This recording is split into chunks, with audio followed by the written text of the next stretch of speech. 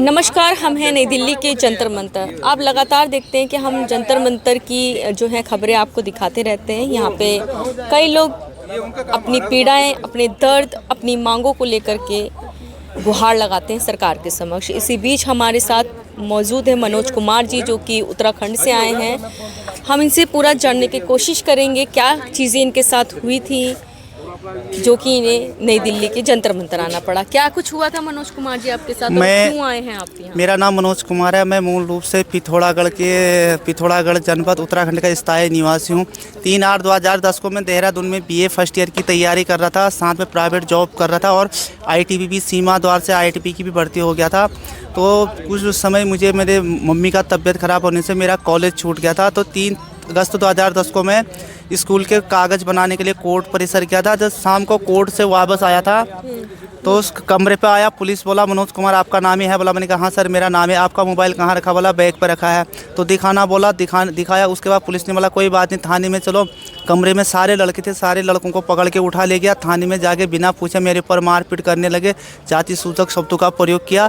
जब मुझे ज़बरदस्ती गुनाह कबूल करवा रहे थे, मैंने नहीं किया था। छत पर लटका के निर्वस्त्र करके मेरे पर मारपीट किया।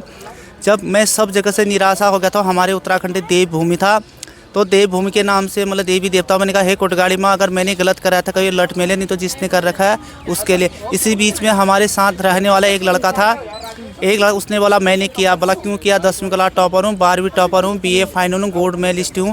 भारतीय कम्युनिस्ट पार्टी से पत्रकार से जुड़ा, नौकरी ना मिलने के कारण 4500 गार्ड की नौकरी कर लिया, इसलिए सारा कॉल कर दिया। कॉल करके सिम तोड़ के फेंक दिया बोला। तो उसके बाद पुलिस ने बोला बेटा कोई बात नहीं, तुझे कल सुबह छोड़ दिया जाएगा। बोला छोड़ने के बजाय उस लड़के के साथ मुझे जेल डाल दिया गया 4 महीना और 8 साल मुकदमा लड़ा। उस दौरान के जितने मुख्यमंत्री थे सभी को मैंने अपनी साथ हुई अत्याचार और पूर्व रिटायर DGP BS सिद्धू को भी लेटर लिखा, कहीं से न्याय न मिला। तो 11 जनवरी 2017 को मैं देहरादून कोर्ट से बरी हुआ। कोर्ट से बरी होने के बाद मतलब बरी भी हो चुके कोर्ट से आप? कोर्ट से बरी होने के बाद 11 जनवरी 2017 के बाद मैं DM पिथौरागढ़ के माध्यम से मुख्यमंत्री, प्रधानमंत्री, राष्ट्रपति और जितने भी उत्तराखंड के अधिकारी सभी को न्याय के लिए लिखा, कहीं से न्याय नहीं मिला। मैं कई बार भूख हड़ताल में बैठा, झूठा आश्वासन ही मिला, तो झूठा आश्वासन वहीं से भी न्याय नहीं मिला। लास्ट बार में हमारे कुमाऊं का ऐतिहासिक कोटगाड़ी में बैठा था, वहाँ से प्रशासन ने झूठा बोल के मुझे उठा लिया। उसके बाद अभी तक न्याय नहीं मिला। मैं अभी बीच में देहरादून में भूख हड़ताल में बैठा था, वहाँ से मुझे ज़बरदस्ती 17 दिन हो गया था प्रशासन से न्याय नहीं मिलने के कारण। मैं प्रशासन से ये कहना चाहता हूँ कि जब कहीं पर भी मेरे खिलाफ किसी थाने में FIR दर्ज नहीं है तो मुझे क्यों 4 महीना जेल डाला गया? क्यों मेरे भविष्य के साथ क्यों खिलवाड़ किया गया? अगर आज उस दिन मेरी ITP की भर्ती का कॉल लेटर आगे मुझे भर्ती से नहीं रोका होता, मैं भी आज देश के लिए सरहद पे प्रहरी का काम अगर आपकी उस समय सरकारी नौकरी लग गई होती तो आपकी तनख्वाह उस समय से हिसाब से आपका कितना बन रहा है पैसा? तो मैं ये आंकड़ा तो हिसाब तो नहीं बता सकता हूँ, लेकिन मेरा ITBP का कॉल लेटर आ चुका था। मुझे रंग रोड के लिए जाना था, नरेला सिंध बॉर्डर ITBP 6ठी बटालियन में मुझे रंग रोड जाना था, लेकिन पुलिस की गलती से मेरा भविष्य भी बर्बाद हो गया और मेरी नौकरी चले गया। मैं सरकार से गुहार का प्रधानमंत्री जी को भी मैंने 4 बार लिख चुका हूँ कि मुझे न्याय दिया जाए।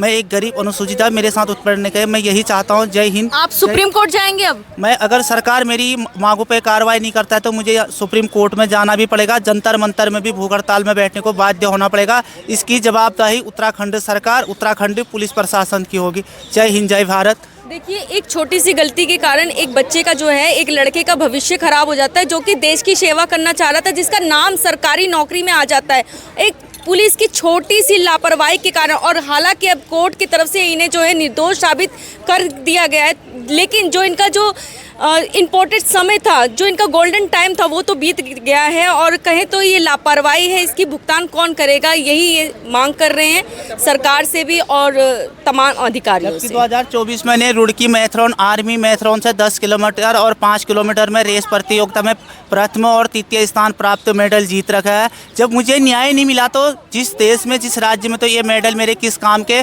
खुद मुख्यमंत्री धामी जी ने सम्मानित पत्र दे रखा है।